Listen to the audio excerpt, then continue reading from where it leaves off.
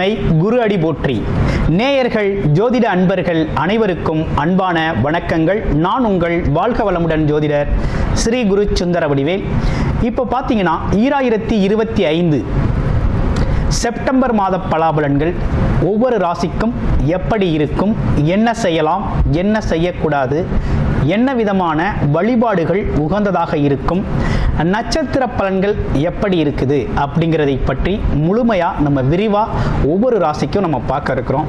இந்த செப்டம்பர் மாதத்தோட நிறைய விஷயங்கள் நடக்க இருக்குது. அது என்ன அப்படின்னு பார்த்தீங்கன்னா, 4 கிரகங்களின் பெயர்ச்சி இருக்கக்கூடிய மாதம் அப்படின்னா அந்த செப்டம்பர் மாதம் தான்.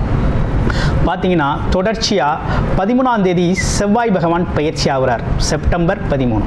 செப்டம்பர் 14 அப்படிங்கிறது சுக்கிரன் பயிற்சி ஆகிறார். அடுத்து செப்டம்பர் 16 புதன் பகவான் பயிற்சி ஆகிறார்.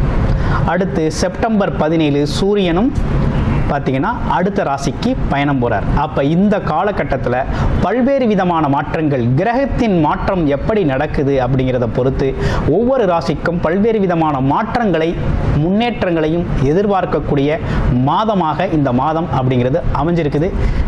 எந்தெந்த ராசிக்கு எப்படி இருக்குது அப்படிங்கிறத விரிவாக தெளிவாக இப்போ நம்ம பார்க்கலாம். இப்போ உங்கள் ராசிக்கு எப்படி இருக்குது அப்படிங்கிறத பார்ப்போம். மகர ராசி, காலபுருஷனின் 10வது ராசியாக இருக்கக்கூடிய மகர ராசி அன்பர்களுக்கு இந்த காலகட்டம் எப்படி இருக்குது அப்படிங்கிறத பார்க்குறோம். இந்த செப்டம்பர் மாதத்தில், இந்த செப்டம்பர் மாதம் அப்படின்னு எடுத்துக்கிட்டோம்னாலே உங்களுடைய ராசிநாதன் பார்த்தீங்கன்னா 3ஆம் இடம்னு சொல்லக்கூடிய இடத்துல இருக்கிறார். இப்போ நீண்ட நாளாகவே மகர ராசியை பொறுத்த வகையில் 7.5 சனிலாம் முடிஞ்சிருச்சு, ஆனால் இருந்தாலும் எங்கள் வாழ்க்கையில் ஒரு பெரிய முன்னேற்றம் இல்லை, எல்லாம் தாறுமாறாக நடக்குது, நல்லதே நடக்கலை அப்படிங்கிறது மாதிரி ஒரு விஷயங்கள் உருவாயிடுச்சு. ஏன்னா சனி பகவானோட பாதிப்பு, 7.5 சனி, சனி பகவான் வக்ரவம், அது அந்த பாதிப்புகள் இது அப்படிங்கிறதெல்லாம் ஒரு பக்கம் இருந்தாலும் உங்களுடைய ராசிநாதம் தான் அவர். ஆனால் இருந்தாலும் உடல் ஆரோக்கியத்தில், மன ஆரோக்கியத்தில் ஒரு தெளிவு கிடைக்காம போய்கிட்டே இருக்குது. யாருக்கு அப்படின்னு பார்த்தோம்னா மகர ராசி அன்பர்களுக்கு. மகர ராசி அன்பர்கள் தொழில் அமைப்புகளில் அதிக அக்கறை செலுத்தக்கூடியவர்கள். எடுத்துக்கொண்ட காரியத்தில் ஜெயிக்கிற வரையும் விடாப்பிடியான முயற்சியோடு இருக்கக்கூடிய அமைப்பு கொண்டவர்கள். உங்களையே பார்த்தீங்கன்னா ஒரு தடுமாற்றத்துக்கு உள்ளாக்கிய கிரகங்கள், கிரக மாற்றங்களால் பெரிய தடுமாற்றத்தை சந்திச்சிட்டிங்க. போதும் போதும் இந்த தடுமாற்றம் அப்படிங்கிறது மாதிரி ஆயிடுச்சு. இப்போ என்ன நடந்திருக்கு அப்படின்னா, தொழில் அமைப்புகள் அப்படிங்கிறது உங்களுக்கு கை கொடுக்க போகுது, தொழில் முன்னேற்றம் அப்படிங்கிறது ஏற்பட போகுது. வேலை கிடைக்காதவர்களுக்கு உறுதியாக வேலை கிடைக்க போகுது. வேலையில் இருப்பவங்களுக்கு நல்ல முன்னேற்றம் உண்டு.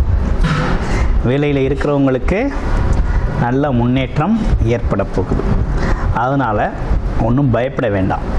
வேலையிலையும், வேலை, தொழில், வியாபாரம் சார்ந்த விஷயங்களில் நல்ல மாற்றம் இந்த செப்டம்பர் மாதத்தில் நடக்க இருக்குது. அதுவும் செப்டம்பர் பிற்பகுதியில், செப்டம்பர் 17ஆம் தேதிக்கு பிறகு நல்ல மாற்றங்கள் நீங்கள் எதிர்பார்க்கலாம். நல்லா இருக்குது. உறவுகள், குடும்ப உறவுகள் எப்படி இருக்கும் அப்படின்னு பார்க்கையில் குடும்பத்தில் கணவன் மனைவி ஒற்றுமை கொஞ்சம் சரியாக இல்லை, ஒரே குழப்பமாக தான் போகுது. நம்ம ஒன்று சொன்னால் அவங்க ஒன்று சொல்கிறது, அவங்க ஒன்று சொன்னால் நம்ம ஒன்று சொல்கிறது, நம்ம பேசுகிறது அவங்களுக்கு புரியலை, அவங்க பேசுகிறது நமக்கு புரியலை. ஆமாம், நம்ம ஒரு தாட்டில் இருக்கோம், அவங்க ஒரு தாட்டில் இருக்காங்க. ஆமாம், மந்திரிச்சு விட்டது மாதிரி தெரிகிறது மாதிரி ஒரு குழப்பம் அப்படிங்கிறது வரும். அந்த குழப்பத்துக்கெல்லாம் தீர்வு அப்படிங்கிறது கிடைக்க போகுது. ஒன்றும் பயப்பட வேண்டாம், கிடைக்க போகுது. அதுவும் அந்த செப்டம்பர் 17ஆம் தேதிக்கு பிறகு நல்ல மாற்றம் ஏற்படும். அடுத்து பாருங்கள், படிக்கிற குழந்தைகளுக்கெல்லாம் எப்படி இருக்க போகுது அப்படின்னு பார்க்கையில் படிப்பு ரொம்ப அற்புதமாக வருங்க. படிப்பில் ஜெயிப்பீங்க. படிப்பு நல்ல படிப்பு இருக்கும். இந்த மந்தத்தன்மையெல்லாம் மாறிடும். ஒரு மந்தமாக இருந்த படிப்பு சூழ்நிலை மாறிடும். எதிர்பாராத மாற்றங்கள் இருக்கும். கொஞ்சம் புத்திசாலித்தனம் அப்படிங்கிறது மேலோங்கி நிற்கும். அதே போல் உயர்கல்வி அப்படிங்கிறது ரொம்ப நல்லாயிருக்கு. வெளிநாடு வெளியூர் பயணங்கள் நல்லா இருக்குமா அப்படின்னா தாராளமாக போகலாம். நல்ல உச்சம் பெற்ற நிலை. வெளிநாட்டில் தான் வேலை பார்ப்பேன் அப்படின்னு சொல்லி முயற்சி பண்ணிக்கிட்டு இருக்க மகர ராசி அன்பர்களுக்கு இந்த காலகட்டத்தில் முயற்சி எடுங்க, வெளிநாட்டில் போய் இறங்கிடலாம், வேலையும் கிடச்சிடும். அடுத்து வயதானவர்கள், மூத்தவர்கள் எங்களுக்கெல்லாம் எப்படி இருக்குது அப்படின்னு கேட்கறது உண்டு. இப்போ வயது மூத்தவர்கள் ஏதேனும் தொழில் முதலீடு செய்யலாமா அப்படின்னு அடிக்கடி கேட்குறது உண்டு. அது எப்போ செய்யலாம் அப்படிங்கிறதும் உண்டு. இப்போதைக்கு கொஞ்சம் தொழில் முதலீடுகள் செய்கிறது அப்படிங்கிற ஒரு விஷயத்த கொஞ்சம் பொறுமையாக இருக்கணும். கொஞ்சம் பொறுமையாக இருங்க, பண்ணிக்கலாம், ஒன்றும் அவசரம் இல்லை. அடுத்து உடல் ஆரோக்கியம் எப்படி இருக்குது அப்படின்னு பார்க்கையில், உடல் ஆரோக்கியம் சார்ந்த விஷயங்களில் கொஞ்சம் கவனம் எடுத்துக்கணும். என்ன கவனம் அப்படின்னா, இந்த மனசு வந்து அடிக்கடி வெறுமையை உணரும். எல்லாம் இருந்தாலும் இல்லாத மாதிரி ஒரு ஃபீலிங் அப்பப்போ வந்து போகும். அது நீங்கள் ஆஞ்சநேயர் கோயிலுக்கு போயிட்டு வரோம். அடுத்து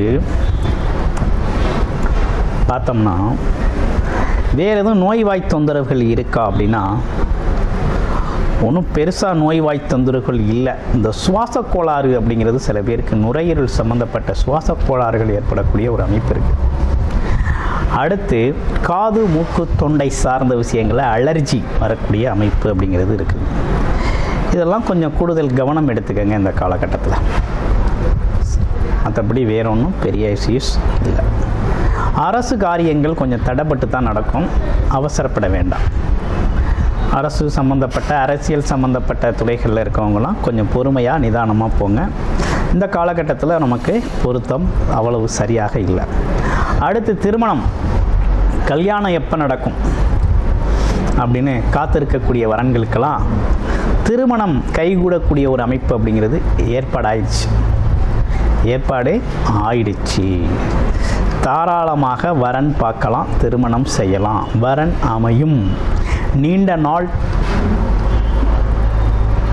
எடுத்த முயற்சிகள்லாம் இப்போ கை கொடுக்கும், வரன் அமையும், நல்லபடியாக திருமணங்கள் நடந்தேறும். அதிலலாம் எந்த குறையும் இல்லை அப்படிங்கிற மாதிரி இருக்குது.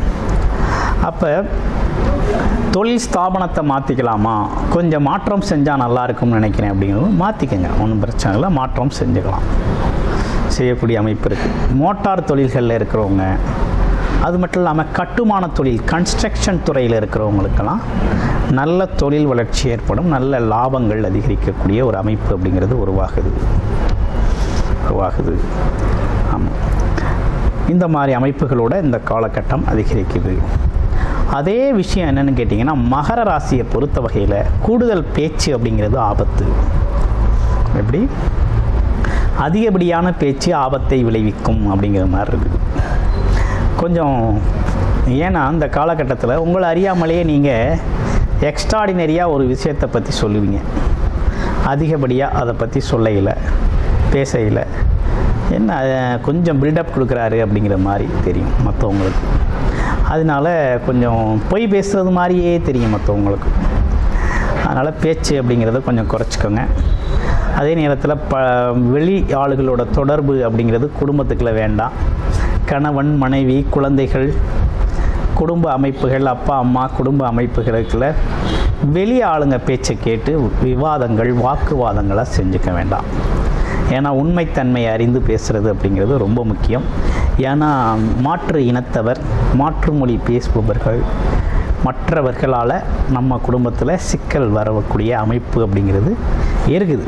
அதனால் குடும்பத்தில் மற்றவங்களோட பேச்சையோ, மற்றவங்களோட விஷயத்தையோ, மற்றவங்களோட கடந்த கால நிகழ்வுகளையோ பேசி குழப்பத்தையும், வீண் விவாதங்களையும், வீண் வெட்டி பிரச்சனைகளையும் உருவாக்க வேண்டாம். கொஞ்சம் கவனமாக இருந்துக்கங்க இந்த விஷயத்தில். அடுத்து முயற்சிகள்லாம் கை கொடுக்குமா அப்படின்னா, கண்டிப்பாக உங்களோட விட்டு போன வேலைகள் அனைத்துமே இந்த காலகட்டத்தில் எடுத்து செய்யலாம். நடக்காத விஷயங்கள், பல தடவை முயற்சி பண்ணி நடக்கலை அப்படிங்கிற ஒரு விஷயத்தெல்லாம் எடுத்து செய்யுங்க, குயிக்காக நடக்கும். இந்த காலகட்டத்தில் நடக்கக்கூடிய ஒரு அமைப்பு அப்படிங்கிறது இருக்குது. முயற்சி கொஞ்சம் அதிதீவிரமாகவே செய்யணும். அதிதீவிரமாக செய்கிறது தான் ரொம்ப நல்லது. ஆட்டோமேட்டிக்காகவே இந்த காலகட்டத்தில் உங்களுக்கு அது சார்ந்த விஷயத்தில் ஒரு முன்னேற்றம், முயற்சிகள் எடுக்கிற முயற்சிலாம் டக்குன்னு நடக்கக்கூடிய ஒரு அமைப்பு அப்படிங்கிறது உருவாகும். இப்படிப்பட்ட அமைப்புகளோடு இருக்கக்கூடிய இந்த காலகட்டத்தில் உங்களோட ராசியில் இருக்கக்கூடிய நட்சத்திரங்களுக்கு என்ன பலன்? உத்திராட நட்சத்திரம் முதல் நட்சத்திரம்.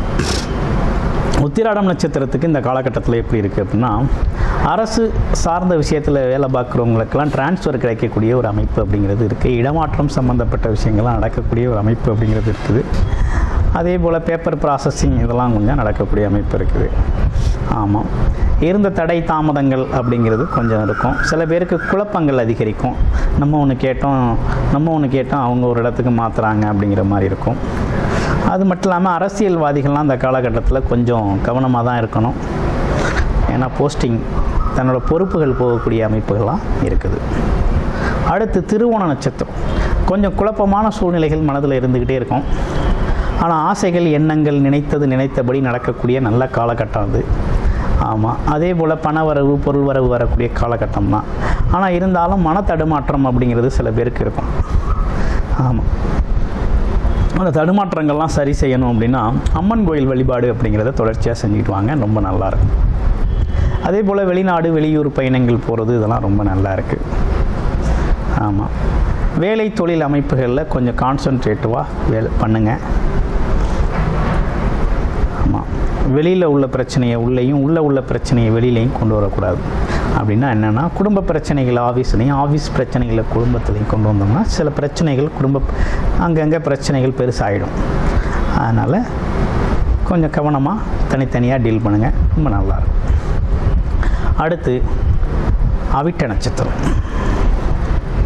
அவிட்ட நட்சத்திரத்துக்கு எப்படி இருக்குது அப்படின்னு பார்க்கையில், அவிட்ட நட்சத்திரத்தை பொறுத்த வகையில் பார்த்திங்கன்னா, தொழில் சார்ந்த அமைப்புகள் அப்படிங்கிறது, தொழிலை தொடங்கணும், புதுசாக ஒரு தொழில் ஸ்டார்ட் பண்ணணும்னு நினச்சிருக்கேன் அப்படின்னா இந்த காலகட்டத்தில் தொடங்க ரொம்ப நல்லாயிருக்கும். உங்களுடைய பிறப்பு ஜாதகத்தில் தசாபுத்தி அமைப்புகள் எப்படி இருக்குது அப்படின்னு பாருங்கள், பார்த்துட்டு தொடங்கிக்கங்க. ஆனால் கோச்சார நிலைகளில் தொழில் தொடங்குறதுக்கு, புது தொழில் ஸ்டார்ட் பண்ணுறதுக்கு, அதில் ஏற்கனவே இருக்க தொழிலில் இன்வெஸ்ட்மெண்ட் பண்ணி இன்னும் கொஞ்சம் நல்லா பிக்கப் பண்ணி கொண்டு வர்றதுக்கு எல்லாத்துக்குமே ரொம்ப சிறப்பாக இருக்குது. சில பேருக்கு இடமாற்றம், வீடு மாற்றிக்கலாமா அப்படின்னு கேட்குறது உண்டு. மாற்றிக்கோங்க, வீடு மாற்றிக்கிறது, ஆஃபீஸை மாற்றிக்கிறது, இதற்கெல்லாம் ஒரு நல்ல சூழ்நிலை தான், சூழ்நிலைகள் அமைஞ்சிருக்கு. சில பேர் இடம் வாங்கணும், வீடு கட்டணும் அப்படின்லாம் நினைக்கிறது உண்டு. தாராளமாக இடம், வீடு, பூமி இதெல்லாம் வாங்கக்கூடிய அமைப்பு அப்படிங்கிறது உருவாயிருக்கு. நன்றி, வணக்கம், வாழ்த்துக்கள்.